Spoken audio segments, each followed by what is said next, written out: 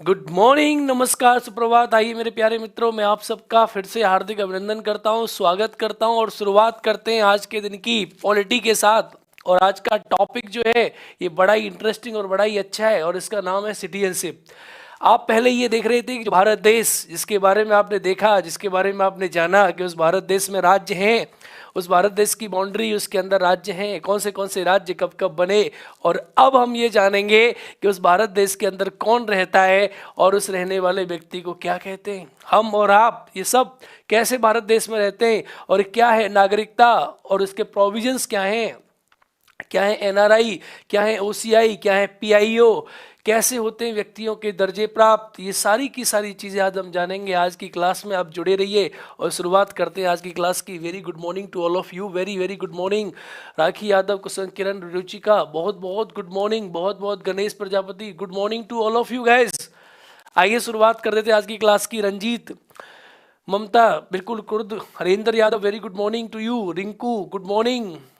Expert India, very good morning. राम राम सबको, गुड मॉर्निंग, राम राम। देखिए ये टॉपिक है, आइए इस टॉपिक को पढ़ना शुरुआत करते हैं। मैंने कहा आज हम पढ़ेंगे नागरिकता, सिटीजनशिप। नागरिकता,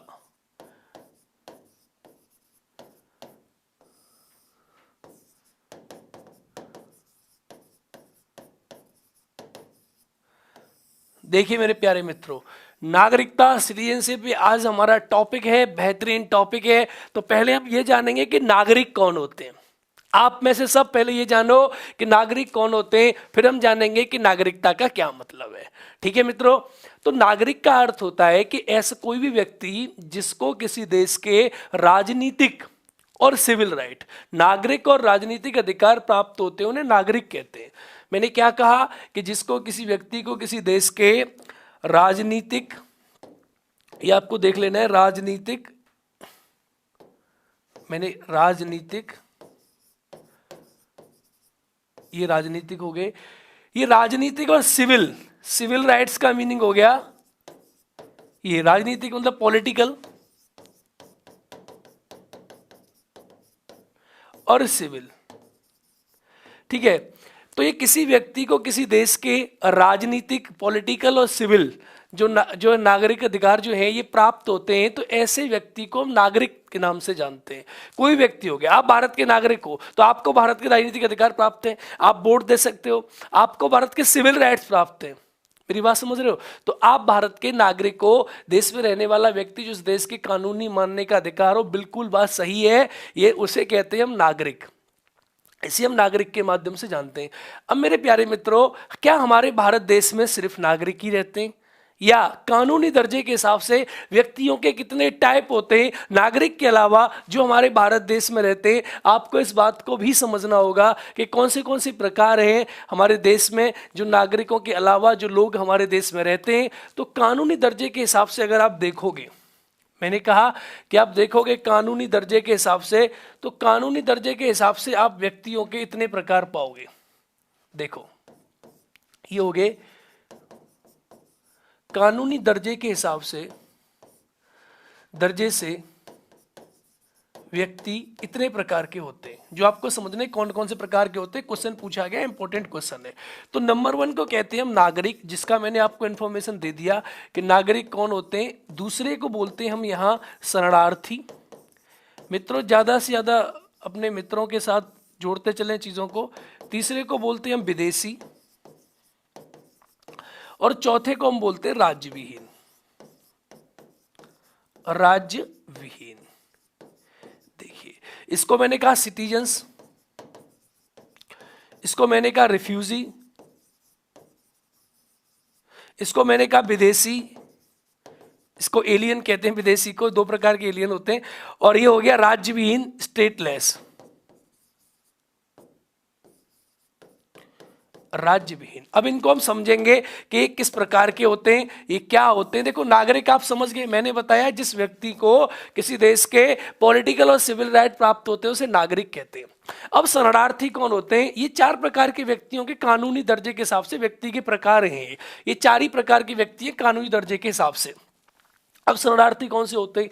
ये भारत देश है, अब इस भारत देश की आप बात करोगे तो इस भारत देश में एक तो हमारे देश के नागरिक रह रहे हैं। देश के नागरिक मैंने बताया कि जो हमें आप है, जिनको कानूनी अधिकार प्राप्त है और जिनको सिविल राइट्स प्राप्त है, नागरिक अधिकार प्राप्त है, तो ये आप और हम हो गए। शरणार्थी जो लोग भारत देश में शरण लेने के लिए आए किसी दूसरे देश से, और जिनको भारत देश ने अपने यहाँ रुकने की एक अनुमति प्रदान की है, अपने देश की सीमा क्षेत्र में रुकने की शरण प्रदान की है, शरण दी है, उन्हें हम शरणार्थी के नाम से जानते हैं, उन्हें रिफ्यूजी कहते हैं। मेरी बात समझ में आ रही नहीं आ रही है? नागरिकता कौन से भाग में ही पढ़ेंगे? नागरिकता भाग 2 में अनुच्छेद 5 से 11 में है, इस पे ही आएंगे, लेकिन पहले बेसिक चीजें समझे, एकदम बेसिक चीजें समझे। तो ये शरणार्थी लोग हो गए मित्रों। ज्यादा से ज्यादा अब मित्र जो है अगर आपसे और हमारे यहाँ आएंगे, जुड़ेंगे, तो हम बहुत अच्छे से चीजों को फिल्टर करने की कोशिश करेंगे बढ़िया तरीका से। आइए, तो मैंने कहा कि अब जो लोग आगे भारत में उन्हें शरणार्थी कहने लग गए, ये क्या हो गए? शरणार्थी हो गए। इस बात को समझना है ध्यान से। अब विदेशी कौन से होते हैं? विदेशी जो व्यक्ति हमारे देश में आए उन्हें विदेशी कहते हैं। ये इन्होंने शरण नहीं ली, इन्होंने आए, घूमने के लिए आए, व्यापार करने के लिए आए, रहने के लिए आए, या किसी प्रकार से भारत देश में आए, तो उन्हें हम विदेशी कहते हैं, एलियंस कहते हैं। 2 प्रकार के एलियन होते हैं, एक तो हमने कहा फ्रेंडली एलियन और दूसरा होता है एनिमी एलियन। मतलब एक कौन से? एक जो हो गए हमारे मित्र देश के आने वाले, और दूसरे हो गए हमारे शत्रु देश से आने वाले। तो ये एलियन हो गए, विदेशी लोग हो गए। तीसरे होते हैं स्टेटलेस, राज्य विहीन लोग। कौन से होते हैं मेरे मित्रों? राज्य विहीन लोग वो लोग होते हैं जिनका राज्य ही नहीं है। ऐसे व्यक्ति जो अवैध रूप से, जिनके पास कोई नागरिकता किसी देश की है या नहीं है, वो अवैध पाए गए, अवैध पाए गए। उनके पास कोई प्रूफ नहीं है, उनके पास कोई नागरिकता का जो प्रोविजन है वो किसी कंट्री ने दे नहीं रखा है, उनका कोई राज्य नहीं है, उनकी नागरिकता जहां से वो थे वहां से खारिज कर दी गई है और उनके पास कोई नागरिकता नहीं है। इसे कहते हैं स्टेटलेस, राज्य विहीन व्यक्ति। ऐसे व्यक्तियों के बारे में आपने अक्सर सुना होगा। जैसे सीरिया है, तो सीरिया में आपने सुना होगा वहां स्टेटलेस काफी व्यक्ति हुए थे, जिनके लिए बाद में यूएनओ ने प्रोग्राम चलाया, तो स्टेटलेस राज्यविहीन लोग हो गए बेचारे। इसके बाद आप म्यांमार में देखोगे, वहां भी राज्यविहीन लोग हैं। रोहिंग्या मुस्लिम वाला इशू भी उठा, उसमें भी राज्यविहीन का जो कॉन्सेप्ट था ये आया था कि इनके साथ क्या होना चाहिए, क्या होगा इनका। तो आप समझो, किसी देश के नागरिक हो गए, किसी देश में आए शरणार्थी हो गए, शरण लेने आए, किसी देश में घूमने आए, किसी पर्पज से आए, तो विदेशी हो गए। और ऐसे व्यक्ति दुनिया में जहां इनका कोई राज्य नहीं है, जिनके पास किसी भी राज्य की नागरिकता नहीं है, ऐसे व्यक्तियों को हम क्या कहते हैं? ऐसे व्यक्तियों को हम स्टेटलेस कहते हैं, स्टेटलेस कहते हैं। बात समझ में आ गई? बिल्कुल बिल्कुल, ठीक है। अब ये 4 प्रकार के हो गए। अब क्वेश्चन आपसे पूछ लेगा कि कानूनी दर्जे के हिसाब से व्यक्ति कितने प्रकार के होते हैं, तो आपका आंसर बड़ा सिंपल सा हो जाएगा यहाँ पर कि कानूनी दर्जे के हिसाब से व्यक्ति जो है वो 4 प्रकार के होते हैं: नागरिक, शरणार्थी, विदेशी और राज्य विहीन। जो भारत के अंदर रह रहा है नागरिक, जो बाहर से आया है, भारत देश को शरण प्रदान की है, किसी और देश से भारत में आ गया और उसे शरण मिली है भारत में रुकने की, यहाँ हमने उसे शरण दी है, तो शरणार्थी हो गया। कोई व्यक्ति घूमने किसी पर्पज से भारत आया है तो विदेशी हो गया। और ऐसे व्यक्ति जिनके पास राज्य ही नहीं है, जिनका कोई स्टेटस कंफर्म नहीं है, उनके पास राज्य ही नहीं है, वो राज्य विहीन हो गए, जिनके पास कहीं की नागरिकता नहीं है। ये बड़ा सिंपल सा और कॉमन सा कॉन्सेप्ट है। अब मित्रों बात करते हैं, हमने नागरिक शब्द देखा, तो अब बात करते हैं भारत के संविधान में नागरिकता के जो प्रोविजंस हैं, नागरिकता के जो प्रावधान हैं, ये कहाँ हैं, कैसे हैं, इन चीजों को थोड़ा सा समझने की कोशिश करते हैं। स्टेटलेस को टेररिस्ट मत बोलो। स्टेटलेस एक्चुअली, स्टेटलेस वही लोग होते हैं जिनका कोई सिटीजनशिप का कुछ वही नहीं है, अतः पता ही नहीं है। मेरी बात समझ रहे हो गणेश जी? ठीक है, आइए अब आगे देखते हैं। और आगे देखते हैं तो सेकंड हमने कहा कि भारत के संविधान में नागरिकता के प्रोविजन जो हैं ये कहां पर हैं, इसको देखते हैं। तो आपको डालना है भारत के संविधान में नागरिकता। भारत के संविधान में नागरिकता। आज आप इसमें सब पढ़ लोगे, ओसीआई क्या है, पीआईओ क्या है, एनआरआई क्या है, नागरिकता संशोधन अधिनियम 1955 क्या है, 2016 के बारे में थोड़ी सी चर्चा कर देंगे, जो अभी 19 में दोबारा से आ रहा है, सबके बारे में चर्चा करेंगे मित्रों। भारत के संविधान में नागरिकता, तो देखिए भारत के संविधान में जो नागरिकता है ये भाग 2 में है, ये आप सब जानते हैं, ये भाग 2 में है, पार्ट 2 में है। और इसके जो अनुच्छेद हैं वो अनुच्छेद है मेरे मित्रों 5 से लेके 11 तक के अनुच्छेद के बीच में नागरिकता की चर्चा की गई है भारत के संविधान में। ये आपको समझ लेनी है यहां से। ये है बेसिक सा प्रोविजन। अब जो 5 से लेके 11 के बीच में चर्चा की है तो इसको हम पढ़ेंगे ध्यान से। आपको एक चीज और बता दूं मैं कि भारत के नागरिकता के संबंध में कुछ और कथन है जो बहुत ज्यादा पूछे जाते हैं एग्जाम्स में। और पहला है इसका नेचर, इसकी प्रकृति जो है कि जो भारत के संविधान में नागरिकता का प्रोविजन जो है ये ब्रिटेन से प्रभावित है कहीं ना कहीं। ठीक है, क्योंकि अमेरिका के संविधान में नागरिकता जो है वो दोहरी नागरिकता है। वहां राज्य की नागरिकता अलग और केंद्र की नागरिकता, संघ की नागरिकता अलग होती है। दो नागरिकता व्यक्ति के पास होती है। लेकिन भारत में जो कॉन्सेप्ट है वो सिंगल सिटीजनशिप का है, इकहरी नागरिकता का भारत में कॉन्सेप्ट है। तो इस बात को आपको यही समझ लेना है, भारत में इकहरी नागरिकता का कॉन्सेप्ट है, इकहरी। ये आपको समझ लेना है, याद भी रखना है, और यहीं से क्वेश्चन बनता है। नागरिकता का सिद्धांत है, ठीक है, ये आपको याद रखना है। कॉन्सेप्ट ऑफ सिंगल सिटीजनशिप, ये सिंगल सिटीजनशिप है, ठीक है, ये आपको याद रखना है। अब ये सिंगल सिटीजनशिप का कॉन्सेप्ट हमने कहां से बोरोड किया या कहां से हमने लिया? एक तरीका से हम मानेंगे कि सिंगल सिटीजनशिप जो है ब्रिटेन में है, क्योंकि अमेरिका में तो दोहरी नागरिकता है, तो ब्रिटेन से हम इससे कहीं ना कहीं प्रभावित हैं। अब इस सिंगल सिटीजनशिप की बात को वो पढ़ेंगे भारत में कि किस प्रकार से है और कौन इसके नियम बनाता है। आप सबको जानते भी हो, समझते भी हो कि भारत में नागरिकता के संबंधी अगर सिंगल सिटीजनशिप है तो नागरिकता के संबंधी जो भी नियम और जो भी कानून बनेंगे वो भारत का संसद बनाएगा, पार्लियामेंट बनाएगा। कोई राज्य सरकार, कोई अथॉरिटी नहीं है कि वो नागरिकता के संबंधी कोई भी क्या होगी थी वो बना देगी, कोई भी प्रोविजन बना देगी। ठीक है मनोज गुजर जी, आप समझ रहे होंगे इस बात को। तो ये है इकहरी नागरिकता का कॉन्सेप्ट है। आइए अब जानते हैं कि नागरिकता में कौन से अनुच्छेद हैं, उनके बारे में हमें क्या क्या पढ़ना है। यहां तक मुझे लगता है आप समझ गए होंगे। ठीक है, आइए अब जानते हैं कौन से कॉन्सेप्ट हैं और इनको ध्यान से देखते हैं। तो ये आपके आज के सामने, आज की पीडीएफ है आपके सामने। एक क्वेश्चंस जो है, क्वेश्चंस भी करेंगे, और पहले हम ये देख लेते हैं कि जो अनुच्छेद में है क्या क्या दिया हुआ है। आप इसको एक बार ध्यान से समझें। देखिए ये है, ये भारत की नागरिकता का भाग 2 है, आपके सामने पेश है। अब इस भाग 2 में, जो भाग 2 है इंडियन कॉन्स्टिट्यूशन का, इसमें नागरिकता के प्रोविजन है अनुच्छेद 5 से 11 के बीच में है। ये आपके सामने अनुच्छेद 5 से 11 दिए गए, ये बेसिक्स आपके सामने है। यहाँ पर मैं आपको एक्सप्लेन करूंगा इन चीजों को, ताकि आज तक आपके बहुत सारे डाउट इनसे संबंधित रहे होंगे, आज वो सारे के सारे डाउट्स आपके दूर हो जाएंगे, और यकीन मानिए कि आपकी नागरिकता का जो कॉन्सेप्ट है वो पूर्ण रूप से क्लियर हो जाएगा। ठीक है, सुरेंद्र कुमार वर्मा जी बहुत बहुत थैंक यू, बहुत बहुत धन्यवाद आपका, बहुत बहुत धन्यवाद। आप बस ज्यादा से ज्यादा बच्चों को शिक्षित करने की कोशिश कीजिए, ज्यादा से ज्यादा लोगों के पास चीजें जाए। देखिए कह रहा है अनुच्छेद 5 क्या कहता है, इसको समझते हैं। ये कहता है कि भारत के संविधान में जो नागरिकता है 26 जनवरी 1950 को, उस दिन भारत का नागरिक कौन होगा, तो संविधान लागू होने के समय 26 जनवरी 1950 नागरिकता संबंधी उपबंध, इसके बारे में बात कर रहा है। क्योंकि आप एक चीज नोटिस करने की कोशिश करो यहां पर कि भारत देश, हमने देख लिया कि भारत देश की बाउंड्री ये है, इसमें कोई संशोधन होगा तो ऐसे होगा, और भारत देश की आंतरिक बाउंड्री में कोई बदलाव होगा तो ऐसे होगा। ये सारी चीजें आप समझ चुके और जान चुके। अब इस भारत देश के अंदर जो रहने वाले व्यक्ति हैं उनके बारे में बात जानना बहुत जरूरी है कि जो भारत देश के अंदर व्यक्ति रह रहे हैं उनका क्या होगा और वो किस प्रकार से उनके बारे में प्रबंध किए जाएंगे। तो अनुच्छेद 5 कहता है कि संविधान लागू होने के समय 26 जनवरी 1950 को भारत का नागरिक कौन होगा। एक बेसिक सा कॉन्सेप्ट है, इसमें 3 चीजें आपके सामने निकल के आती हैं, वो तीनों की तीनों चीजें आपको जाननी है। इसमें अगर कोई व्यक्ति तीनों में से एक शर्त को सेटिस्फाई करता है, वो आपको समझना है। पहली शर्त, उसका जन्म भारत में हुआ हो। दूसरी, या उसके माता या पिता में से किसी का जन्म भारत में हुआ हो, या वो 26 जनवरी 1950 संविधान लागू होने से ठीक 5 वर्ष पहले से भारत में रह रहा हो।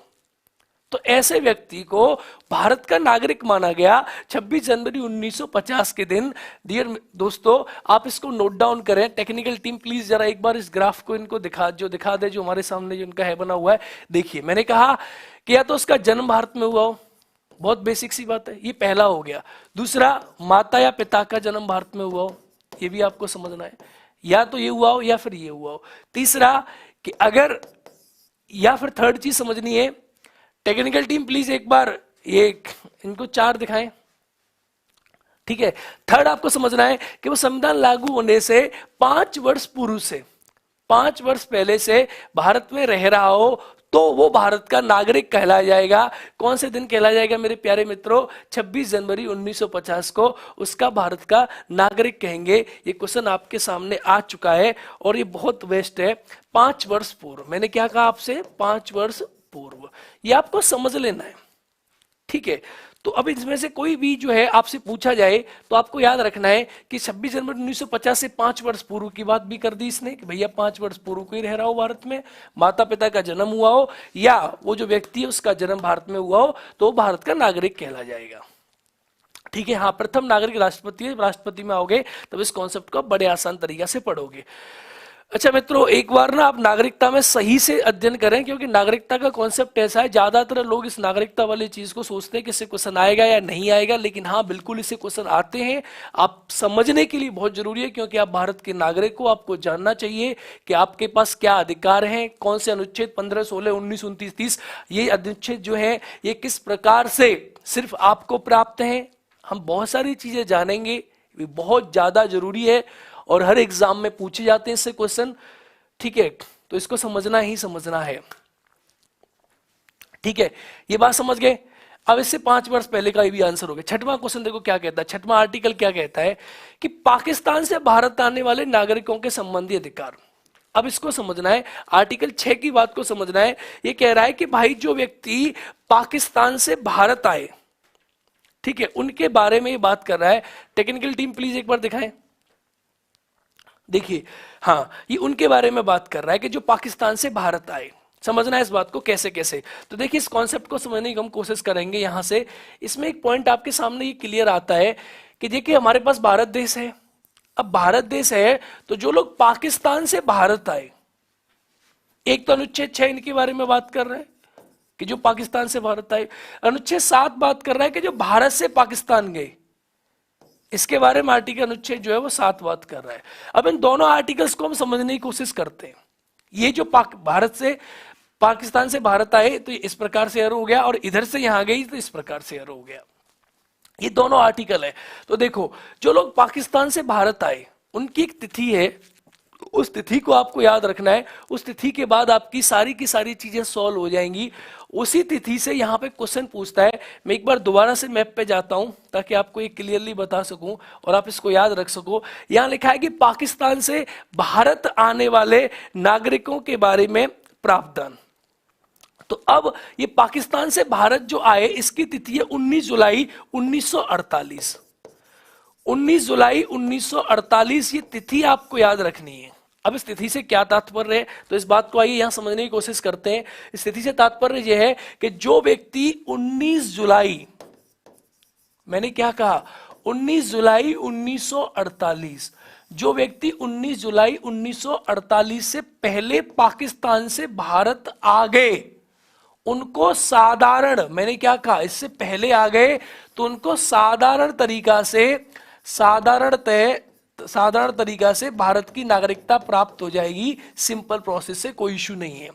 लेकिन जो व्यक्ति 19 जुलाई 1948 के बाद भारत में आए पाकिस्तान से, उन व्यक्तियों को रजिस्ट्रेशन कराने से पहले या 6 महीने रहना पड़ेगा। 6 महीने रहने के बाद वो रजिस्ट्रेशन के लिए अप्लाई करेंगे और तब इनका रजिस्ट्रेशन होगा, तब इन्हें भारत की नागरिकता प्राप्त होगी। अब जो बच्चे सही से पढ़ने की कोशिश कर रहे हो वो इस बात को ध्यान से समझ लें। अगर किसी को कोई डाउट है तो मुझे बताएं।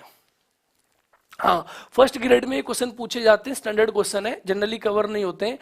हमारे यूट्यूब चैनल पे ही मुझे लग रहा है पहली बार कवर हो रहे हैं। आप ध्यान से इनको समझने की कोशिश कर लें, ठीक है।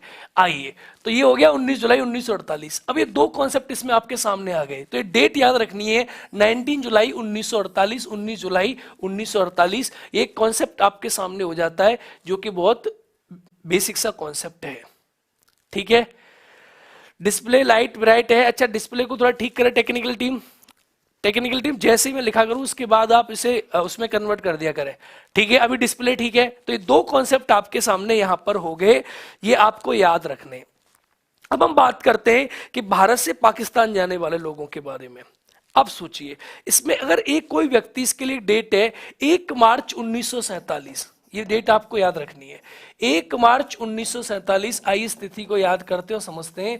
अगर कोई व्यक्ति भारत से पाकिस्तान गया, अगर कोई व्यक्ति भारत से पाकिस्तान चला गया 1 मार्च 1947 के बाद, बस समझ लो के बाद के आफ्टर 1 मार्च 1947 के बाद अगर कोई व्यक्ति भारत से पाकिस्तान चला गया तो उसकी नागरिकता ये समझ लो खत्म।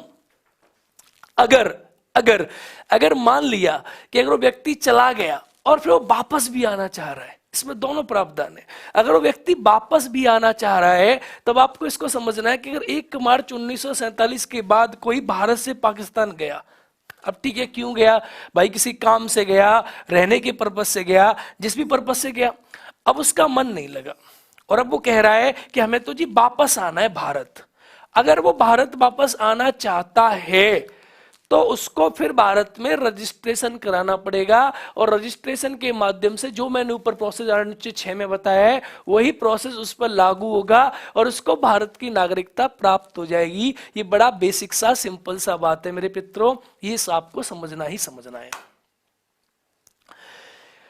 ये आप जो पूछ रही हैं, अभी जो आप पूछ रहे हो ना, ये 7 साल में भारत की नागरिकता, इसे 1955 के अधिनियम की बातें हैं। अभी आप बेसिक्स पढ़ो, 1955 के अधिनियम पे हम अभी चल रहे हैं 2-5-10 मिनट में, आप पहले बेसिक्स जान लो। इसीलिए मैं इस टॉपिक को आपको करा रहा हूं कि 99% लोगों को कंफ्यूजन सा बना रहता है। आप इसको जानें और समझने की कोशिश करें कि इसके आर्टिकल में क्या लिखा है और क्या इसके कॉन्सेप्ट है। सिर्फ आपको 2 तिथि याद रखनी है, अनुच्छेद 6 में 19 जुलाई 1948 और अनुच्छेद 7 में 1 मार्च 1947। और याद क्या रखना है कि इसमें भारत से कहां गए, भारत से पाकिस्तान गए, भारत से पाक चले गए, भारत से पाकिस्तान चले गए। और उस वाले में जो आपको याद रखनी है वो क्या याद रखनी है कि पाकिस्तान से भारत आए, ये आपको याद रखना है कि पाकिस्तान से भारत। बस अभी आपको याद करने का क्रम है कि आप याद कैसे कर पाते हो, यही इन दोनों आर्टिकल्स में बातें हैं। आप इसको यहां भी देख सकते हो बड़े आसान तरीका से। पाकिस्तान से भारत आने वाले मैंने यहां समझाया और यहां भारत से पाकिस्तान जाने वाले इन दोनों लोगों के बारे में चर्चा हो रही है अनुच्छेद 6 और 7 में। यहां 19 जुलाई 1948 तिथि मैंने आपको समझा दी, दिखा दी, आप इसे फिर से देख लें। और नीचे जो तिथि है वो है 1 मार्च सन 1947। ये दोनों की दोनों तिथियां आपको याद रखनी है इन दोनों के दोनों आर्टिकल्स में। आइए मेरे प्यारे मित्रों, अब कोशिश करते हैं नेक्स्ट अनुच्छेद को समझने की कि अनुच्छेद 8 क्या कह रहा है। मैंने कहा ना लास्ट में आपको पीआईओ एनआरआईओ हम तुलना भी कराएंगे, हम समझाएंगे भी, हम सारी चीजें देखेंगे, लेकिन पहले आप बेसिक जानो, जो आर्टिकल्स आपके छूट जाते हैं उन्हें समझो पहले। अनुच्छेद 8 क्या कहता है, अनुच्छेद 8 समझते हैं। भारत में मूल के लोग जो विदेश में रह रहे हैं उनकी नागरिकता संबंधी अधिकार। ये देखिए उन लोगों के बारे में बात कर रहा है जो भारतीय मूल के लोग हैं। अब भारतीय मूल के लोगों से आपका क्या तात्पर्य हुआ, तो भारतीय मूल के लोगों से आपका तात्पर्य हुआ कि यदि किसी व्यक्ति के दादा दादी, माता या पिता भारत में उनका जन्म हुआ है, ठीक है, माता या पिता ये भारत से हैं, तो व्यक्ति भारत की नागरिकता ग्रहण कर सकता है। इसका सिंपल सा कॉन्सेप्ट है कि अगर कोई ऐसा व्यक्ति जिसका माता या पिता, दादा या दादी का जन्म भारत देश में हुआ लेकिन वो बाहर रह रहा है, विदेश में रह रहा है, ठीक है, तो वो भारत की नागरिकता ग्रहण कर सकता है। इसके बारे में अनुच्छेद 8 बता रहा है। अब इन चीजों को एक्सप्लेन जब हम करेंगे तो 1955 के अधिनियम में ये तीनों थॉरोली जो है वहां पर आपके सामने आ जाएंगी। वहां पर नागरिकता ग्रहण करने के 5 तरीके निकलेंगे 1955 के अधिनियम में, और नागरिकता छोड़ने के तरीके जो निकलेंगे वो 3 निकलेंगे। मतलब आपकी नागरिकता कैसे छीनी जाएगी, हटेगी कैसे, उसमें 3 तरीके निकल के आएंगे। उसमें आपकी चीजें कॉन्सेप्ट जो है वो क्लियर होकर सामने निकलेंगे आपकी। तो ये क्या कह रहा है कि भारत से जो विदेशी, जो भारत के लोग हैं, भारतीय मूल के लोग हैं जो विदेशों में रह रहे हैं, इस कॉन्सेप्ट को समझना है। और इनके माता पिता या दादा दादी का जन्म, मैंने क्या कहा, माता पिता या दादा दादी का किसी का जन्म जो है ये भारत में हुआ, ओके, और ये विदेश में रह रहे हैं, उनके जो पोते हैं, बच्चे हैं, उनको भारत की नागरिकता मिल सकती है। उसके बारे में ये बता रहा है कि उनको नागरिकता प्राप्त की जा सकती है। बहुत आसान सी बात है, ठीक है, ओके, चलिए बहुत सी क्लियर सी बात। आगे देखते हैं अनुच्छेद 9 देखिए क्या कह रहा है। ये कह रहा है कि विदेशी राज्य की नागरिकता स्वेच्छा से अर्जित करने पर भारत के व्यक्तियों का नागरिक न होना। अनुच्छेद 9, टेक्निकल टीम प्लीज एक बार जरा, मैं इनको दिख पा रहा हूं, हाँ हाँ मेरे प्यारे मित्रों, मैंने क्या कहा कि अगर कोई व्यक्ति जो है भारत की नागरिकता उसके पास है तो ये समझ लो, अगर वो दूसरे देश की नागरिकता ग्रहण करता है तो उसकी भारत की जो नागरिकता है वो अपने आप चली जाएगी। और इसमें क्या लिखा है कि अगर नागरिकता के अधिक क्या लिखा है, विदेशी राज्यों की नागरिकता स्वेच्छा से अर्जित करने वाले व्यक्तियों की नागरिक न होना। अगर आपने किसी देश की नागरिकता ग्रहण की, आप भारत के नागरिक थे, तो आपकी नागरिकता गई, ठीक है, आपकी नागरिकता समाप्त कर दी जाती है। ये आर्टिकल 9 में लिखा है। ये 1955 के अधिनियम में भी हम पढ़ेंगे, ठीक है, कि नागरिकता समाप्त करने वहां पे भी आएगा कि अगर आप स्वेच्छा से आप नागरिकता त्याग कर देते हो तो आपकी नागरिकता चली जाती है। लेकिन यहां अनुच्छेद 9 में भी ये बात लिखी गई है, क्योंकि ये जो अनुच्छेद है संविधान के समय ही बन गए, और 1955 का जो अधिनियम है ये बाद में बन के आया है आपके सामने। तो आपको पहले कॉन्सेप्ट यहां समझने हैं। यहां अनुच्छेद 9 में ये बात लिखी है मेरे प्यारे मित्रों कि अगर किसी दूसरे देश की नागरिकता आप ग्रहण करते हो और आप भारत के नागरिक हो तो आपकी जो नागरिकता है वो चली जाएगी। अब ये 9 आर्टिकल है, तो आप ये समझ लो कि आर्टिकल 9 से 9 से आप इसे याद कर लोगे। बोला नहीं, किसी दूसरे देश की तरफ देखना नहीं है, नहीं तो भारत की नागरिकता क्या होगी, समाप्त हो जाएगी। मेरे प्यारे मित्रों, ये कॉन्सेप्ट सब्जेक्ट जो है ना, ये बड़ी ही फैक्चुअल और बड़ी ही कॉन्सेप्चुअल, बड़ी कंफ्यूजिंग है। मैं आपसे उम्मीद करता हूं कि आप इस विषय को अपने पूरे मनोभाव और पूरी मनोआकांक्षा के साथ पढ़ें, अपने आप को इस विषय को सुपुर्द करके और पूरे मनोभाव, पूरे मनोयोग के साथ इस विषय का अध्ययन करें। यकीन मानिए कि आपके कॉन्सेप्ट और आपको जो याद करने की क्षमता है वो बहुत स्पीड से बढ़ जाएगी। आप अपने व्यक्तिगत उस पर ध्यान दें, अपने व्यक्तिगत अनुभव पर ध्यान दें कि अपने आप को इस प्रकार से खुश रख के पढ़ें कि आपको चीजें ज्यादा से ज्यादा याद हों, कॉन्सेप्ट आपके पकड़ में आए, न कि आप बाकी चीजों पर ध्यान दें। आइए अब देखते हैं दोबारा से मैंने क्या कहा। अब अनुच्छेद 9 तो आप समझ में आ गया आपके कि 9, ठीक है, कोई भी नागरिक जो किसी देश की ग्रहण करोगे तो आपकी नागरिकता क्या होगी, समाप्त हो जाएगी। अनुच्छेद 10 समझने की कोशिश करते हैं, आर्टिकल 10 समझने की कोशिश करते हैं। ये कह रहा है कि नागरिकता के अधिकारों का बना रहना। अब ये कह रहा है कि जो नागरिकता के अधिकार हैं, जो व्यक्तियों को नागरिकता के अधिकार प्राप्त हैं, ये नागरिकता के अधिकार बने रहेंगे जब तक संसद इसमें कोई छेड़खानी नहीं करेगी। जो भी नागरिकता के अधिकार है, नागरिकता के अधिकार बने रहते हैं। जो भी नागरिकता के अधिकार प्राप्त हैं आपको, या जो भी नागरिक हैं भारत के, ये बने रहेंगे, अधिकार भी बने रहेंगे। इसको नीचे ध्यान से देखने के टेक्निकल टीम एक बार दिखा दीजिए। जब तक संसद इसमें, मैंने क्या कहा, जब तक संसद इसमें कोई छेड़खानी नहीं करेगी तब तक इस अधिकारों का जो भी प्रॉपर बने ही रहेंगे, ठीक है। संसद चाहे तो इन नागरिकों के अधिकारों में जो भी है उनमें छेड़खानी कर सकती है, और नहीं तो ये अधिकार जो है ये बने ही रहेंगे, ये प्रॉपर बने रहेंगे, इसमें कोई वो नहीं आएगा, संसद ही ने बदल सकती है। अनुच्छेद देखिए 11 क्या कहता है। अनुच्छेद 11 कहता है कि संसद द्वारा नागरिकता के अधिकारों का विधि द्वारा विनिमय किया जाना। ये बड़ा सिंपल सा कॉन्सेप्ट है। आइए देखिए, टेक्निकल टीम जरा दिखाइए, आइए देखिए टेक्निकल टीम, हाँ इसको देखते हैं। आइए मित्रों, ये क्या कह रहा है, ये क्या कह रहा है कि भारत में जो नागरिकता संबंधी कोई भी विधि बनेगी, अब इस बात को ध्यान से समझना है। मैंने क्या कहा कि भारत में नागरिकता के संबंधी कोई भी विधि बनेगी, कोई भी लॉ बनेगा, तो उस विधि को बनाने का जो कार्य करेगा वो भारत का संसद करेगा। इसका एक सिंपल सा लॉजिक ये हो गया कि अगर आपसे कभी पूछा जाता है कि नागरिकता संबंधी, तो अगर नागरिकता नहीं, किसी देश में घूमने जाए तो नागरिकता खत्म नहीं होगी भैया, बिल्कुल खत्म नहीं होगी। बताएंगे कब तक खत्म नहीं होगी, सब बताएंगे। अब देखिए, मैंने आपसे कहा कि अगर भारत में कोई कहे कि एमपी है, आप राजस्थान के निवासी हो, आप मध्य प्रदेश के निवासी हो, आप यूपी के निवासी हो, उत्तर प्रदेश या उत्तर प्रदेश, ठीक है, आप रहने वाले हो हरियाणा के, या जिस भी राज्य के निवासी हो, उस राज्य की सरकार आपके नागरिकता के संबंधी कोई भी प्रावधान नहीं बना सकती है, कोई भी नियम नहीं बना सकती है। आपकी नागरिकता की जो विधि बनेंगी, जो लॉज बनेंगे, वो बनाने का जो अधिकार है वो सिर्फ भारत के संसद को प्राप्त है। Only Indian parliament can make rules laws related to citizenship. ये बात आपको समझनी है। न तो कोई विदेशी सरकार बनाएगी और न कोई भारत में राज्य की सरकार बनाएगी, सिर्फ भारत की संसद बना सकती है। यही बात आपके सामने से अनुच्छेद 11 में बोली जा रही है और यही बात आपको समझनी है। यहां से एक अच्छा सा आपके सामने क्वेश्चन बन के आएगा, बढ़िया सा प्रश्न आपके सामने होगा कि भारत में नागरिकता संबंधी जो प्रावधान है या लॉज हैं या जो नियम है वो बना सकती है कौन? तब आपका आंसर होगा सिर्फ भारत की संसद बना सकती है। ये बात आपको समझनी है। अगर आपको बहुत बढ़िया लग रहा है, आपके कुछ कमेंट आ रहे हैं, ठीक है, तो आप उसको, मैं चाहता हूं कि ज्यादा से ज्यादा बच्चों को जोड़ें। और अगला चैप्टर स्टार्ट करेंगे फंडामेंटल राइट्स। तो फंडामेंटल राइट्स में मुझे कम से कम तुम समझ जाओ, कम से कम फंडामेंटल राइट को बहुत बेहतरीन तरीके से पढ़ेंगे। तो अब आगे जुड़े यहाँ पे। तो ये हो गया 5, 6, 7, 8, 9, 10, 11। मैंने 5 में कहा कौन भारत के नागरिक हैं, जन्म हुआ हो या माता पिता हो या 5 साल पहले से रह रहे हो, तिथि लागू होने से 5 साल पहले से। छठा बता दिया कि पाकिस्तान से भारत। सातवां बता दिया कि भारत से पाकिस्तान।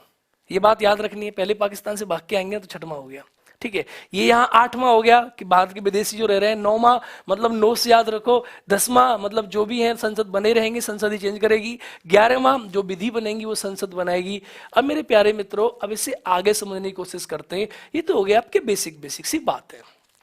अब ये जो बने हुए थे अनुच्छेद, ये जो अनुच्छेद बने हुए थे उस समय बने हुए थे। अब इसमें बाद में नागरिकता के संशोधन हुए, तो उन संशोधनों के बारे में आपको पढ़ना है। और भारतीय जो नागरिक हैं, मैं आपको एक बात बता दूं बीच में ही कि जो भारत के नागरिक हैं, अभी आपसे कभी क्वेश्चन अगर पूछा जाता है कि भारत के नागरिकों को कौन से अधिकार प्राप्त हैं, और संशोधन भी पढ़ लेंगे, तो आपको एक बात याद रखनी है कि जो व्यक्ति भारत के नागरिक हैं, अभी हम इसको ओसीआई वगैरह को भी देख लेंगे, इन भारत के नागरिकों को जो हमारे फंडामेंटल राइट्स मिले हुए हैं, जो हमारे एफआर मिले हुए हैं, ये एफआरओ में से अनुच्छेद 15, 16, अनुच्छेद 19, अनुच्छेद 29 और अनुच्छेद 30, ये बात याद रखनी है। 15, 16, 19, 29, 30 ये जो अनुच्छेद हैं, ये जो आर्टिकल है, या मैं कहूं कि ये जो अधिकार हैं, ये सिर्फ भारत के नागरिकों को प्राप्त हैं। ये बात आपको विशेष याद रखनी है, सिर्फ नागरिकों को प्राप्त है, और बाकी जो सब हैं वो सभी व्यक्तियों को प्राप्त है। इसमें पर्सन शब्द का प्रयोग है, ये सिटीजन्स को प्राप्त है। ओनली जो भारत के नागरिक हैं उनको 15, 16, 19, 29, 30 ये सिर्फ नागरिकों को प्राप्त है, ठीक है। और बाकी फंडामेंटल राइट तो सबको प्राप्त है, चाहे वो नागरिक हो चाहे वो विदेशी हो। ये बात आपके दिमाग में एकदम सेट रहनी चाहिए। 15, 16, 19, 29, 30 यहां से एक सिंपल सा क्वेश्चन बन के आपके सामने आएगा, जो कि बहुत बार मैं कह दूं, हजारों बार बहुत सारे एग्जाम्स में पूछा गया है, चाहे वो आरपीएससी हो या वो कोई भी एग्जाम हो, एमपीपीसीएस का हो। एमपी सब इंस्पेक्टर में क्वेश्चन रिपीट हुआ था, एमपी सब इंस्पेक्टर मैंने क्वेश्चन को देखा भी था इसको। अब बात करो सीजीएल में, उसमें क्वेश्चन रिपीट हुआ था। अब बात करो यूपीपीसीएस लोअर के एग्जाम में, तो ये क्वेश्चन रिपीट हुआ था। बहुत बार ये क्वेश्चन जो है ये रिपीट हुआ है। टेक्निकलिटी में क्लियर नहीं दिख पा रहा, उसको एक बार ध्यान से देखें। आइए मेरे मित्रों, अब देखते हैं कि 1900 नागरिकता के संशोधन कब कब हुए, उसके बारे में थोड़ी बात जान लेते हैं कि जो नागरिकता हमने कही कि जो पहले नागरिकता थी उसमें कब कब संशोधन हुए। तो एक नागरिकता संशोधन अधिनियम आपको 1955 पढ़ना है। ये बहुत इंपॉर्टेंट है आपके लिए, इसको आपको जानना है। 1955। अब कुछ मित्र पूछ रहे होंगे कि सर जो है 15, 16, 19, 29, 30 जो है ये भारत के नागरिकों को क्यों प्राप्त है, सिर्फ भारत के नागरिकों को क्यों प्राप्त है, विदेशियों को क्यों प्राप्त नहीं है। तब फंडामेंटल राइट्स जब पढ़ोगे, इंतजार कीजिए, तो वहां इस कॉन्सेप्ट को मैं क्लियर करूंगा। आज हम सिर्फ नागरिकता पे ध्यान देते हैं, ठीक है। तो नागरिकता अधिनियम 1955 जो है, इसके बारे में थोड़ी चीजें पढ़ते हैं और इसके सारे अधिनियम हम जानते हैं। अभी रिसेंटली आप देख रहे होंगे कि बीजेपी अभी भी एक नागरिकता के जो संशोधन का अधिनियम उसे लेके आ रही है, जो 1955 में ही संशोधन किया जा रहा है इसी अधिनियम में, 2019 में उसे फिर लेके आ रही है, ठीक है। तो पहले से लेके आए थे, अब दोबारा से इसे लेके आ रहे हैं।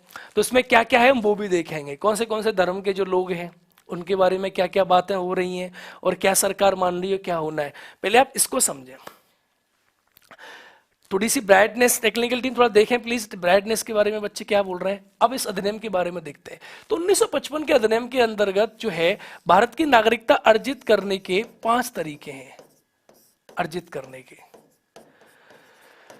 5 तरीके की बात करता है ये 5 इसके मैनर्स हैं, 5 तरीके। इन पांचों के पांचों को आपको समझना है कि भारत की नागरिकता किस किस प्रकार से आपके सामने प्राप्त की जा सकती है, तो इसको समझना है। तो नंबर 1 मैंने क्या बताया आपको, बाई बर्थ, इसे बोलते हैं जन्म से।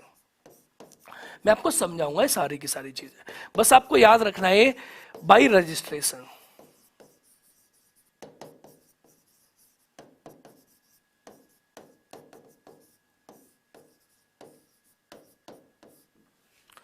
बाई नेचुरलाइजेशन,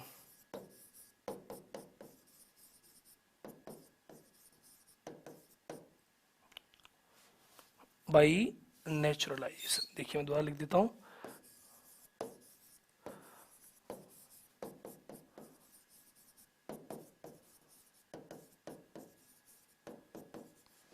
इसे बोलते हैं मेरे प्यारे मित्रों देसीकरण से। एक और है आपके सामने बाई डिसेंट, इसे बोलते हैं वंश से। और एक और है आपके सामने, इसे बोलते हैं बाई इनकॉर्पोरेटिंग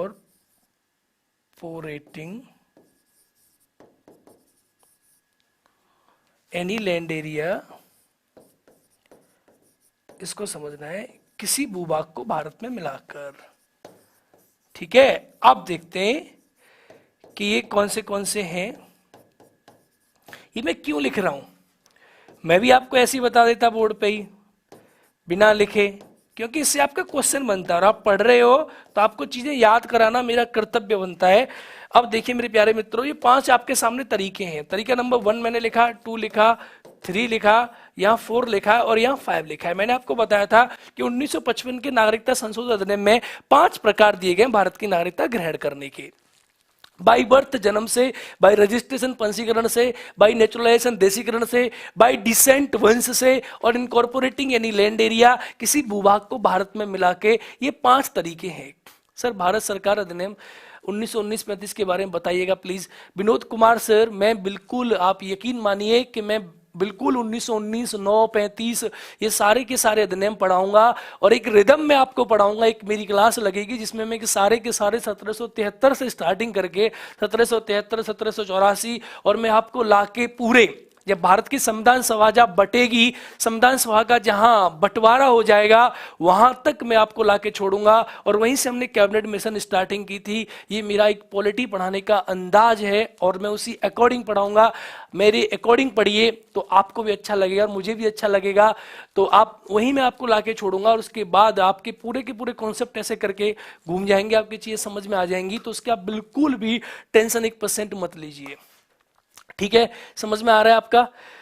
5 पॉइंट में क्या लिखा है सर, किसी भी, अच्छा आगे इसमें लिखा है किसी भूभाग को भारत में मिलाकर, किसी भूभाग को भारत में मिलाकर। मैं इसको यहां लिख देता हूं, मैंने इसमें लिखा है किसी भूभाग को भारत में मिलाकर। ठीक है, अब तो समझ में आ गया जी आपके। ठीक है भाई, इनकॉर्पोरेटिंग यानी लैंड एरिया किसी भूभाग को अगर आप भारत देश में मिला दोगे, उसके बारे में ये लिखा है, ये आपको समझना है। बड़ी बेसिक सी चीजें है। अब देखिए, अब इनको हम समझेंगे ये पांचों के पांचों प्रकार क्या हैं। पहले बाई बर्थ से का मीनिंग समझने की कोशिश करते हैं। एडवांस में thanks sir. Okay, thank you भाई, thank you thank you thank you. आइए पहले देखते हैं कि बाई बर्थ जन्म से क्या मतलब है। अब देखिए, आप सब जो नागरिक बने, हम आप जो बैठे हैं इस मोबाइल की स्क्रीन पर बैठे मेरा हर मित्र जो नागरिक बने हैं, आप सबको नागरिकता जो प्राप्त हुई है वो 1955 के अधिनियम के अकॉर्डिंग प्राप्त हुई है। अब 1955 के अकॉर्डिंग प्राप्त हुई है तो कौन सा क्लॉज है जो हमारे ऊपर नागरिकता के लिए लागू होता है, हम उस क्लॉज के बारे में जानना है। ठीक है, और इन सारी की सारी चीजों को पढ़ना है कि कौन से क्लॉजेज हैं। तो बाई बर्थ को पहले समझते, जन्म से का पहले समझते, इसका मीनिंग क्या है। टेक्निकल टीम प्लीज जरा मुझे दिखाएं। अब बाई बर्थ से का मतलब समझते, जन्म से का मतलब क्या है। तो जन्म से का मतलब मीनिंग यहां ये है कि आपका जन्म अगर भारत देश में हुआ है, आपका जन्म जो है ये भारत देश में हुआ है, तो आपको भारत की नागरिकता प्राप्त हो जाएगी। लेकिन इसमें बार बार अमेंडमेंट हुए और बार बार अमेंडमेंट हुए, तो लास्ट में ये फाइनल किया गया, इस जन्म से का मतलब आज ये होता है कि अगर आपका जन्म भारत में हुआ है लेकिन आपके माता या पिता में से कोई एक जो है वो भारतीय होना चाहिए। मेरी बात समझ रहे हैं, माता या पिता में से कोई एक जो है भारतीय होना चाहिए। और दूसरा क्लॉज कहता है कि जो दूसरा वाला है, अगर मान लो माता आपकी भारत की है या पिता आपके भारत के हैं, तो जो दूसरे वाले हैं वो अवैध प्रवासी नहीं होने चाहिए। इस बात को ध्यान से समझना है, वो इलीगल माइग्रेंट नहीं होने चाहिए। तब आपका जन्म अगर भारत में हुआ है तो आपको भारत की नागरिकता प्राप्त होगी जन्म से। देखो क्यों, अरे भाई अगर किसी का जन्म भारत में हुआ और भारत की नागरिकता मिली, ऐसे तो बहुत सारे लोग आएंगे उनके बच्चों का जन्म भारत में हो जाएगा तो भारत की नागरिकता कैसे मिल जाएगी? तो इसमें क्लॉज डाले गए संशोधन कर करके। अब लास्ट क्लॉज ये फाइनल जो है आपके सामने वो ये है कि उस व्यक्ति को भारत की नागरिकता जन्म से मिलेगी जिसके माता या पिता में से कोई एक भारतीय हो, और जो दूसरा वाला है वो इलीगल माइग्रेंट नहीं होना चाहिए, वो अवैध प्रवासी जो है वो नहीं होना चाहिए। इस बात को आपको समझना है। देखिए, ठीक है रंजीत यादव जी, टेक्निकल टीम, अच्छा क्या बात समझ में आ गई? यहां तक नहीं आ गई? प्रकाश यादव जी कुछ कह रहे हैं, हमारे रंजीत यादव जी, प्रकाश यादव जी, समझिए बातों को। ठीक है, ये समझ में आ गया तो एक बार जोरदार थम्स अप भेजिए जल्दी से जल्दी, ताकि हम स्पीड से आगे बढ़े। प्लीज जल्दी से जल्दी। ये समझ में आ गया? बाई बार समझ में आ गया? टेक्निकल टीम एक बार दिखा दीजिए दोबारा से। यहां पर मैं एक बार लिख देता हूं, यहां पर माता या पिता में से कोई एक भारतीय हो। ठीक है, ये आपको समझना है। और दूसरा मैंने क्या कहा कि दूसरा जो है वो अवैध प्रवासी नहीं होना चाहिए। इस बात को समझना ही समझना है। ये आपको भारत की नागरिकता इससे मिल जाती है। ठीक है, ये बहुत क्लियर आपके सामने एग्जांपल है। आइए दूसरा समझते हैं, सेकंड समझते हैं। तो भाई ये जो है अब समझते हैं, देखिए रजिस्ट्रेशन। ये रजिस्ट्रेशन वाला कॉन्सेप्ट क्या है, ये आपके सामने बीच से बीच में आ गया। इसको समझने की कोशिश करते हैं। पंजीकरण के माध्यम से किसी व्यक्ति को भारत की नागरिकता कैसे मिलेगी? तो कोई व्यक्ति अगर अवैध प्रवासी नहीं है, इलीगल माइग्रेंट नहीं है, और वो आवेदन से पूर्व 7 वर्ष पहले से भारत में रह रहा है। यहां कॉन्सेप्ट समझना, इसके यहां पर जो कॉन्सेप्ट यूज होता है वो होता है 7 ईयर, कि आप रजिस्ट्रेशन कराने से पहले 7 साल पहले से भारत में रह रहे हैं और आप इलीगल माइग्रेंट नहीं है। बात को ध्यान से समझिए, आप ध्यान से समझिए बातों को। अगर आप भारत में रजिस्ट्रेशन के द्वारा नागरिकता प्राप्त करना चाहते हैं तो आपको क्या करना होगा कि आप 7 वर्ष पहले से रह रहे हैं रजिस्ट्रेशन कराने की तिथि से, और आप इलीगल रूप से नहीं आए भारत में, अवैध प्रवासी नहीं है। इस बात को याद रखना है। मैं आपको बताऊंगा अभी कि अगर आपने इस प्रकार से नागरिकता ले भी ली है तो नागरिकता की जो कैंसिलेशन के प्रोसेस हैं 3, उसमें इसके क्लॉज बने हुए हैं, तो आपकी नागरिकता वहां कैंसिल कर दी जाएगी। तो समझाऊंगा वो कैसे होगी। पहले यहां समझिए कि आपको पंजीकरण कराने से 7 वर्ष पूर्व पहले से भारत में रहना आवश्यक है, तो आपको भारत की नागरिकता जो है वो प्राप्त हो जाएगी। ये बड़ा बेसिक सा एग्जाम्पल है मेरे प्यारे मित्रों, मेरे प्यारे दोस्तों। आइए आगे समझते हैं नेचुरलाइजेशन ये क्या है। सर स्पीड से चलें, स्पीड से चल रहे हैं भाई, अब स्पीड से क्या चलेंगे? आइए देखते हैं नेचुरलाइजेशन क्या है, देसीकरण क्या होता है। ये स्पीड नहीं, इन पॉइंटों को नोट डाउन भी करना और याद भी रखना है कि ये 7 वर्ष 4 ये सब याद रखना है। नेचुरलाइजेशन क्या है इसे समझते हैं। देसीकरण देखिए, अगर भारत सरकार को लगता है अगर भारत सरकार को लगता है कि कोई व्यक्ति जो है विज्ञान, कला, साहित्य आदि में अच्छा ज्ञान रखता है, मेरी बात समझ गए, या अच्छे चरित्र वाला है। मैंने कहा कि अगर कोई व्यक्ति विज्ञान में, कला में, साहित्य में, ठीक है आप, या कोई अच्छे चरित्र वाला व्यक्ति है, बहुत अच्छे चरित्र वाला व्यक्ति है, ऐसा कोई व्यक्ति जो इस प्रकार से है, तो उसको भारत सरकार जो है देसीकरण के माध्यम से भारत की नागरिकता प्रदान कर सकती है और वो भारत का नागरिक बन सकता है। भाई सबूत तो होता है, आप विदेश घूमने जाओ आपको वीजा लेना पड़ता है, और वो सब सबूत होते हैं, ऐसी बात नहीं है। कैसे तो कोई भी आके भारत में रह लेगा, 7 साल का सबूत नहीं होगा तो क्यों जी, ऐसे नहीं होता जी। आइए अब आगे समझने की कोशिश करते हैं। मैंने कहा कि देसीकरण, अगर कोई व्यक्ति विज्ञान, कला, अच्छे चरित्र, विज्ञान, कला, साहित्य में बहुत ज्ञान वाला है या अच्छे चरित्र वाला है, या भारत सरकार को ऐसा लगता है कि व्यक्ति बहुत अच्छा है, भारत के लिए बहुत जरूरी है, बहुत अच्छा माना जा रहा है, तो भारत सरकार उसे देसीकरण के माध्यम से उसे नागरिकता दे सकती है। अवैध प्रवासी क्या है, कोई पूछ रहा है। अरे अवैध प्रवासी इलीगल माइग्रेंट वो हो गए जिनके पास वीजा नहीं है, जिनके पास कहीं का पासपोर्ट नहीं है, वो ऐसे ही चले आ रहे हैं, ठीक है, तो अवैध प्रवासी हो गए। सिंपल। 7 वर्ष को दोबारा समझा रहे। 7 वर्ष का मीनिंग हुआ कि आप आए भारत में, मान लो सन 2000 में आप भारत में आए, तो आप भारत की नागरिकता लेना चाहते हो, तो आपको 2007 तक आप रह लिए, तब आप अप्लाई करोगे, तब आप पंजीकरण के लिए वैध माने जाओगे कि अब आप नागरिकता भारत की लेना चाहते हो। ठीक है, मेरी बात समझ रहे हो। 7 साल आपको पहले रहना पड़ेगा, उसके बाद आप पंजीकरण के लिए एलिजिबल होंगे। फिर भारत सरकार पर डिपेंड करेगा कि वो आपको नागरिकता दे या वो आपको नागरिकता ना दे। बात समझ में आ गई? पवन पटीदार, समझ लो बातों को पहले यहां पर। अब बाय डिसेंट समझते वंश से, ये 4th नंबर पॉइंट है आपके सामने कि वंश से किसी व्यक्ति को भारत की नागरिकता कैसे मिलेगी। तो ये बड़ा सिंपल सा इसके सामने पॉइंट है कि अगर किसी व्यक्ति को वंश के द्वारा नागरिकता चाहिए तो आप ये जानते हैं कि वंश का मतलब क्या हुआ, माता पिता में से कोई एक भारतीय हो। अगर किसी व्यक्ति के माता पिता में से कोई भारतीय है तो बाई वंश, बाई डिसेंट के द्वारा, वंश के द्वारा वो भारत की नागरिकता ग्रहण कर सकता है। ये बड़ा सिंपल सा प्रोसेस है, इसमें कोई बहुत टफ बात है नहीं। नेक्स्ट समझने की कोशिश करते हैं। By incorporating any land area, किसी भूभाग को भारत में मिलाकर, इसको समझने की कोशिश करते हैं। देखिए पहले ये याद रख लेना कि मैंने पीडीएफ भी आपको प्राप्त होगी, तो ये जो है पीडीएफ में ये वाला जो पॉइंट है यहाँ के लिए और ये वाले जो पॉइंट है अलग हैं, तो इस बात को ध्यान से समझना है। देखो इसमें क्या लिखा है आगे कि अगर किसी भूभाग को भारत में मिलाकर भी किसी व्यक्ति को भारत की नागरिकता प्राप्त हो सकती है। अब ये कैसे हो सकती है, टेक्निकल टीम मुझे दिखाएं एक बार जरा इनको। मैं देख नहीं पा रहा हूँ शायद, हाँ बिल्कुल दिख पा रहा हूँ अभी। तो देखो अगर कोई भूभाग हमने भारत में मिला लिया, मान लीजिए कल को भैया ऐसा हुआ कि भारत ने कुछ हिस्सा पाकिस्तान से ले लिया, या ऐसा हुआ कि भारत ने कुछ हिस्सा बांग्लादेश से ले लिया, या ऐसा हुआ भारत ने कुछ हिस्सा कहीं से मान लीजिए आप ले लिया, नेपाल से, श्रीलंका से, अब कहीं से भी ले लिया, तो उस भूभाग पे जो लोग रह रहे, जो उस भूभाग पे जो लोग रह रहे हैं वो व्यक्ति भी भारत के नागरिक बन जाएंगे। लेकिन ये भारत सरकार चाहेगी तब ऐसा हो सकता है। तो ये 5 प्रोसेस है, इस 5 के अलावा भारत का नागरिक बनने का कोई तरीका नहीं है। या तो आपका जन्म भारत में हो जाए, मैंने आपको समझा दिया, या आपके माता पिता भारत के हो, दूसरा आप समझ गए, या आप भारत सरकार के साथ रजिस्ट्रेशन करा लीजिए, पंजीकरण करा लीजिए 7 साल रहने के बाद, या भारत सरकार को लगे कि आप बहुत अच्छे व्यक्ति हैं, आप बहुत अच्छे चरित्रवान व्यक्ति हैं, आप बहुत अच्छे कला साहित्य के ज्ञाता हैं, आप महान विभूति हैं, तब आपका हो सकता है। मेरी बात समझ रहे हो। इसके अलावा किसी भूभाग में कोई व्यक्ति रह रहे हो, भारत में आके मिल जाए, तो उस भूभाग पर रहने वाले व्यक्ति भारत के नागरिक बन जाएंगे।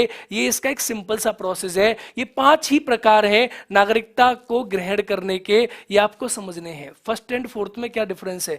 अरे फर्स्ट एंड फोर्थ में क्यों डिफरेंस नहीं है, कैसी बात कर रहे हो बाबड़ी वाली? फर्स्ट एंड फोर्थ में तो बहुत डिफरेंस है। फर्स्ट में आपका जन्म भारत में हुआ हो, और फोर्थ की बात कर रहे हैं कि वंश से, ये आपका बाहर जन्म हुआ है भाई, आपके माता पिता जो हैं ये भारत के हैं, आपका बाहर जन्म हुआ है, कभी भारत के हुआ करते थे, आपका मूल जो है भारत में है, तो आपको नागरिकता प्राप्त हो जाएगी।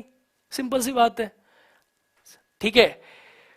ओके, आइए अब आगे समझने की कोशिश करते हैं। अब देखते हैं कि नागरिकता को ये आपने पढ़ लिया कि ग्रहण करने के तरीके कितने, तो आपकी नागरिकता 1955 के अधिनियम से ये समाप्त कितने प्रकार से होती है, ठीक है।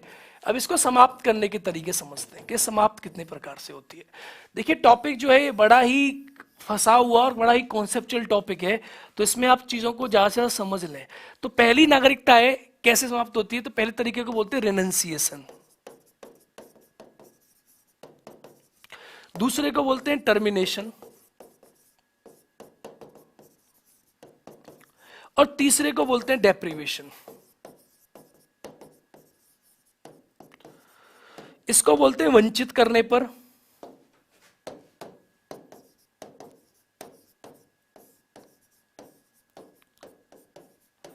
इसको बोलते हैं खत्म करने पर, या इसको कहते हैं समाप्त। इसको कहते हैं रेनंसिएशन, इसको कहते हैं परित्याग। भारत की नागरिकता सिर्फ 3 तरीके से खत्म हो सकती है 1955 के अधिनियम के अकॉर्डिंग, और यही एक्चुअल में 3 तरीके हैं जो आपको याद भी रखने, जो आपके लिए इंपॉर्टेंट भी हैं। अब मैं इसको लिखा इसीलिए फिर रहा हूं, फिर बता रहा हूं कि इनमें से एक तरीका आपको दे देगा और आपसे पूछेगा भारत की नागरिकता खत्म हो सकती है, आप कंफ्यूज हो जाओगे। तो आपको इनको समझना ही समझना है। रेनंसिएशन का मतलब क्या हुआ पहले से समझते हैं कि देखिए आपने भारत की नागरिकता छोड़ दी स्वेच्छा से, आपने भारत की नागरिकता त्याग दिया, आपने रिनाउंस कर दी, आपने खुद अपनी इच्छा से भारत की नागरिकता छोड़ दी, तो इसे रिनंसिएशन कहते हैं। आपने अपने मन से छोड़ दी, ठीक है, आपने अपने मन से छोड़ दी, ठीक है, तो क्या होगा, आपकी नागरिकता समाप्त हो जाएगी। शादी करना चाह, ठीक है, तो बताऊंगा उस कॉन्सेप्ट पे भी आऊंगा मेरे प्यारे बच्चों, आऊंगा, टेंशन मत लो। तो देखो मैंने क्या कहा, मैंने कहा कि अगर आपने क्या किया, अपने मन से खुद नागरिकता छोड़ दी, आपने परित्याग कर दी, आपने रिनाउंस कर दी और आपने स्वेच्छा से ऐसा कर दिया, तो आपकी भारत की नागरिकता समाप्त हो जाएगी। इस बात को ध्यान से समझ लेना है। तो पहला तरीका हुआ कि आप नागरिकता को छोड़ दो। सेकंड तरीका हुआ कि भारत सरकार आपकी नागरिकता खत्म कर दे, और ये भारत सरकार का मीनिंग हो गया कि संसद आपकी नागरिकता खत्म कर दे। ये कैसे खत्म करेगा? ये खत्म करेगा कि अगर आपने किसी दूसरे देश की नागरिकता ग्रहण कर ली है, अगर आपने किसी दूसरे देश की नागरिकता ग्रहण कर ली है, मेरी बात समझना ध्यान से, अगर आपने नागरिकता ग्रहण कर ली किसी दूसरे देश की, तो आपकी जो भारत की नागरिकता है वो समाप्त कर दी जाएगी, वो टर्मिनेट कर दी जाएगी, वो खत्म कर दी जाएगी। ये बात आपको समझनी ही समझनी है। महेंद्र सिंह गोत्रा जी आपकी बात पर बिल्कुल आ रहे हैं, आप बने रहिए हमारे साथ, हमें बड़ा अच्छा लग रहा है कि आप भी हमारी क्लास में हैं। आइए अब आगे देखते हैं। तो ये एक सेकंड तरीका हो गया नागरिकता को खत्म करने का, जो आपके सामने है और जो एकदम बेसिक है। टेक्निकल टीम ने दिखा दीजिए प्लीज। सेकंड, अब थर्ड समझते हैं। डेप्रीवेशन क्या होता है, वंचित करना क्या होता है। मैंने ये कहा कि ये खुद हुआ, स्वेच्छा से आपने छोड़ी नागरिकता, फर्स्ट नंबर वाली। सेकंड नंबर वाली में क्या हुआ कि भारत सरकार ने आपकी नागरिकता जो है वो खत्म कर दी, वो समाप्त कर दी। ये आपको समझना ही समझना है। क्यों समाप्त कर दी? क्योंकि आपने किसी देश की नागरिकता ग्रहण कर ली। और थर्ड क्या कह रहा है कि आपने, थर्ड में क्या कह रहा है, डेप्रीवेशन, कि अगर आपने भारत की नागरिकता किसी फर्जी तरीके से, यहां आपको देखना है कि अगर आपने भारत की नागरिकता किसी फर्जी तरीके से अगर ग्रहण की, आपके पास जो आपने तरीका अपनाया वो तरीका फर्जी था, वो तरीका खराब था। या सेकंड दूसरी चीज कि जब आपने पंजीकरण कराया और पंजीकरण को 5 वर्ष हुए और इस 5 वर्ष के भीतर ही किसी देश के द्वारा आपको 2 साल की सजा मिल गई, तब भारत सरकार आपका नागरिकता जो है उसे खत्म कर सकती है। इस बात को ध्यान से समझना है। आपको वंचित कर सकती है, या तो आपने फर्जी तरीके से नागरिकता ग्रहण की, आपने फर्जी डॉक्यूमेंट दिए, जैसे आपने पंजीकरण कराया, रजिस्ट्रेशन आपने नागरिकता का कराया, तो आपने रजिस्ट्रेशन में आपने फर्जी डॉक्यूमेंट्स दिए, या तो आपकी नागरिकता जो है वो समाप्त कर दी जाएगी, डेप्रीव कर दी जाएगी, वंचित कर दी जाओगे। सेकंड है कि अगर आपको नागरिकता जिस दिन आप रजिस्ट्रेशन कराया, मान लो आपने 2005 में रजिस्ट्रेशन कराया, तो 2010 तक आपको 5 साल हुई हैं। अब इस 5 साल के बीच के वक्त के दौरान किसी भी देश के द्वारा आपको 2 वर्ष की सजा अगर मिल गई, तो क्या होगा? 2 वर्ष की सजा आपको अगर मिल गई तो आपकी भारत की जो नागरिकता है ये समाप्त हो जाएगी। भारत की नागरिकता जो है आपकी ये खत्म हो जाएगी, इसे वंचित कर दिया जाएगा नागरिकता से। तो इसका सेकंड पॉइंट है। ये बहुत समझ गए, बहुत समझ गए। ये बेसिक सा बात है, मैं मेहनत करता हूं। इसका लॉजिक बेसिकली है कि अध्यापक को इसी प्रकार से चीजों को आपको समझाना चाहिए और आपको समझनी चाहिए। कोई टेंशन की बात नहीं, आप भी मेहनत करो। मेरा कर्तव्य मैं उसका पालन कर रहा हूं और आप अपने कर्तव्य का पालन करें और आप ध्यान से चीजों को पढ़ें। ठीक है, जल्दी से जल्दी समझिए, बहुत समय मेरे पास कम है। तो यह आ गया आपके सामने तरीके हो गए जिसके द्वारा भारत की नागरिकता जो है खत्म हो जाती है। अगर आप कोई पूछोगे सर कोई राष्ट्र विरोधी हुआ, कोई राष्ट्र विरोधी हुआ, उसकी भी इसी प्रकार से होगी। कोई आतंकवादी प्रकार में लिप्त हुआ, उसी भी इसी प्रकार से नागरिकता खत्म होगी। ये डेप्राइव ही किया जाएगा, उसे वंचित ही किया जाएगा, चाहे वो जिस भी प्रकार से हो। उसकी नागरिकता जो खत्म है वो इसी प्रकार से होगी। नागरिकता खत्म करने का यहाँ पर बेसिक सा एग्जाम्पल है जो कि आपके सामने है। सेकंड, कुछ लोगों को लग रहा होगा कि सर कोई आदमी भारत से बाहर रहे, तो ठीक है, आप लगातार अगर 7 वर्ष, आप लगातार 7 वर्ष तक भारत से बाहर रहते हो और भारत की किसी भी जगह पर आपको सूचना नहीं देते कि आप कहां रह रहे हो, लगातार 7 वर्ष तक भारत से बाहर रह रहे हो, तब भी आपकी भारत की नागरिकता समाप्त कर दी जाएगी, आपको वंचित कर दिया जाएगा। इसी वाले प्रोसेस में ये बात आती है, डेप्रीवेशन में ये बात आती है। लगातार 7 साल तक कोई सूचना नहीं है, आपने कोई कुछ कहीं पे भी भारत के किसी भी दूतावास में जाके अपनी कोई सूचना प्रदान नहीं की, तो आपकी नागरिकता क्या होगी, यहाँ पे भी समाप्त हो जाएगी। ये 1955 के अधिनियम के बारे में बात थी जो मैंने आपके सामने आपको बता दी। ठीक है, ये 2 आपके सामने क्लियर सी कॉन्सेप्ट यहाँ पे मेरे प्यारे मित्रों हो चुके हैं। अब आइए आगे समझ लेते हैं, आगे देखते हैं। अब आगे इस 1955 के अधिनियम में कितनी बार जो नागरिकता के संशोधन हुए, इस बात को भी आपको समझना है कि 1955 का जो अधिनियम है इसमें कितनी बार जो है नागरिकता के संशोधन हुए। हाँ, टेक्निकल टीम बिल्कुल मैं समझ पा रहा हूं, इन्हें बोर्ड दिखाइए प्लीज, व्हाइटनेस बहुत ज्यादा है बोर्ड पे।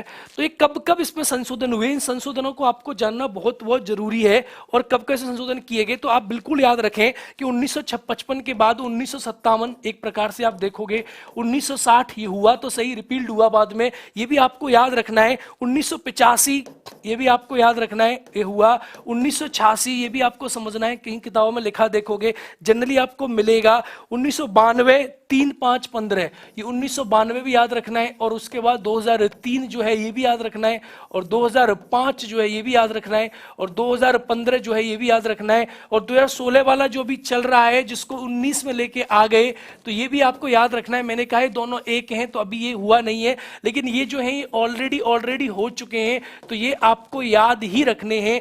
ये नहीं तो आपसे पूछा जाता है कि नागरिकता अधिनियम 1955 में कितनी बार संशोधन हुआ, तो ये आपको ये जो है यहां पर जो मैंने आपके सामने बोर्ड पर लिखा है 57, 60, 85, 86, ये आपको याद रखना है। 1992, 2003, 2003 ये है आपके सामने, और 5 और 2015 ये बिल्कुल आपको याद ही रखना होगा। ये आपके लिए बहुत जरूरी है। आपसे यहां से क्वेश्चन जो है पूछे चले जाते हैं जो आपको याद रखना है। आइए मेरे मित्रों, अब जल्दी से इसमें कुछ क्वेश्चन देख लेते हैं। कुछ टॉपिक आपके छूट रहे हैं, जैसे कि मैं आपसे कह दूं कि एनआरआई, ये एनआरआई आपका छूट रहा है, ये ओसीआई आपका छूट रहा है, ये पीआईयू आपका छूट रहा है, तो इसको आप जल्दी से जल्दी बेसिक में समझ लें। ठीक है, ये भी क्वेश्चन कभी कभी पूछ लेता है।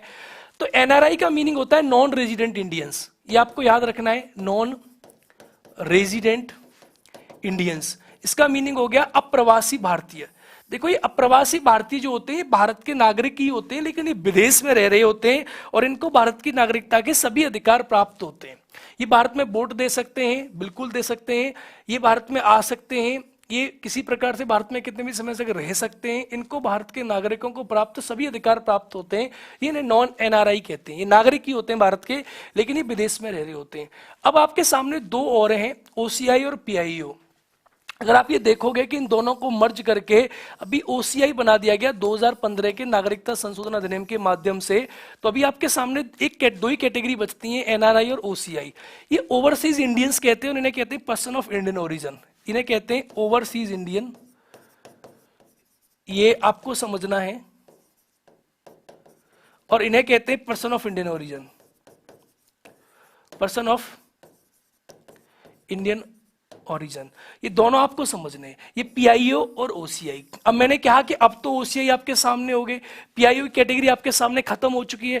अब खत्म हो चुकी है तो अब आपको ये पढ़ना जरूरी है कि बेसिकली थे कौन, इनका काम क्या था, तो इसको हम बेसिकली जान लेते हैं। तो देखो, person of Indian origin PIO ये क्या होते हैं और ओसीआई जो क्या होते हैं। देखो, पीआईओ के बारे में बात कर रहा है, किसी के माता पिता, दादा दादी, किसी का भी जन्म अगर 1935 के अधिनियम के अकॉर्डिंग, इसमें जो अधिनियम चलता है 1935 का चलता है और इसमें जो अधिनियम चलता है वो 1955 का चलता है। पहले तो इस बात को समझो। अब इस कॉन्सेप्ट को देखते हैं। मैंने कहा किसी के माता या पिता, दादा या दादी, किसी के माता या पिता, दादा या दादी का किसी का भी जन्म कोई भारत का नागरिक रहा है, उसके जो संबंधी हैं उन्हें पीआईओ कहेंगे। भारतीय मूल के लोग हो गए ना, ये पर्सन ऑफ इंडियन ओरिजिन का मीनिंग क्या हुआ, भारतीय मूल के लोग। तो अब किसी के माता या पिता, ये दादा या दादी अगर में से कोई भारतीय था, उसके जो संबंधी हैं, उसके जो वंशज हैं, उन्हें क्या कहेंगे, उन्हें पीआईओ कहेंगे। बड़ी सिंपल सी बात है, दैट इज कॉल्ड पीआईओ। और 1935 के अधिनियम के अकॉर्डिंग वो भारत के नागरिक थे, दादा दादी और उसके माता या पिता, उनके जो बच्चे हैं उन्हें हम पीआईओ कहते हैं। इसमें एक बड़ी सिंपल सी चीज पहले पूछता था कि कौन से देश के होते हैं, तो पाकिस्तान, नेपाल, भूटान, बांग्लादेश, चीन, अफगानिस्तान इसमें शामिल नहीं है। इस बात को याद रखना है आपको कि पीआईओ कैटेगरी उन लोगों को दिया जाता था जो पाकिस्तान, इसमें मैंने क्या कहा, पाकिस्तान हो गया, आपके सामने नेपाल हो गया, इसके बाद भूटान, बांग्लादेश, ये आपको याद रखना है, भूटान हो गया, ये बिल्कुल याद रखना है, भूटान हो गया, बांग्लादेश हो गया, ये जो कंट्री हैं। इसके अलावा आप देखोगे चीन, अफगानिस्तान, इन देश के जो लोग हैं, चाइना और देखोगे अफगानिस्तान, तो इन देशों के जो लोग हैं उनको हम क्या करते थे, पीआईओ कैटेगरी में शामिल नहीं किया करते थे। और इन व्यक्तियों को भारत आने के लिए 15 वर्ष का वीजा प्राप्त हुआ करता था, दैट इज कॉल्ड पीआईओ, इन्हें हम पीआईओ कहते थे। अब ओसीआई जो था, ये कैटेगरी थोड़ी सी अच्छी मानी जाती है, ठीक है। जो ओसीआईए से, हाँ बिल्कुल सिंघवी कमेटी की बात सही कर रहे हैं आप, जो ओसीआईएस कमेटी को थोड़ा सा अच्छा माना जाता है और ओसीआईओ को लाइफ टाइम वीजा मिलता है।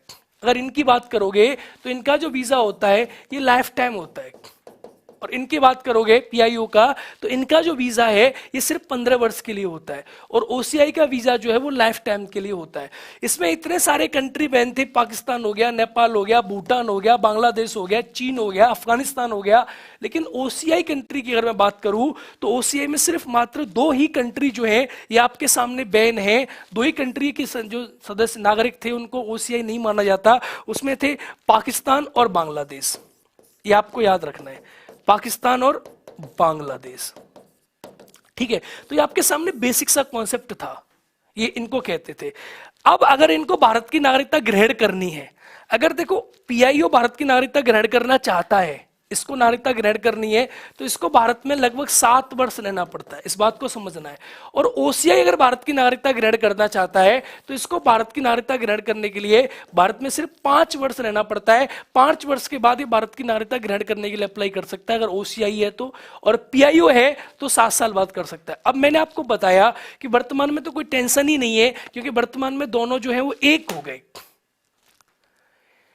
ठीक है, एक हो गए, तो अब एक हो गए तो अब तो ओसीआई हो गए उन 2015 के बाद, अब तो आपको कोई टेंशन होनी नहीं चाहिए। तो एक बार मैं एक सेकंड में रिवाइज कर लें। एनआरआई जो होते हैं ये भारत के ही लोग हैं लेकिन विदेश में रह रहे हैं, ये बात समझ में आ गई, क्लियर।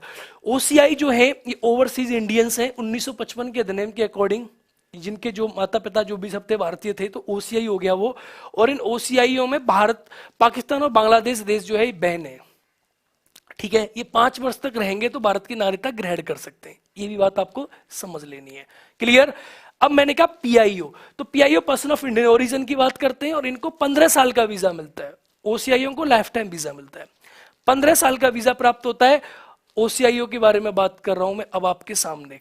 15 साल का वीजा प्राप्त होता है ओसीआईओ को, क्लियर है। ये मैंने 15 साल जो है, सॉरी मतलब पीआईओ को 15 साल का वीजा प्राप्त होता है। ये आपके सामने 15 साल के वीजा की मैं बात कर रहा हूं, बिल्कुल सिंपल सी बात है। इनको भारत की नागरिकता ग्रहण करनी है तो 7 वर्ष इनको भारत में रहना पड़ेगा, ये बहुत सिंपल सा पॉइंट है।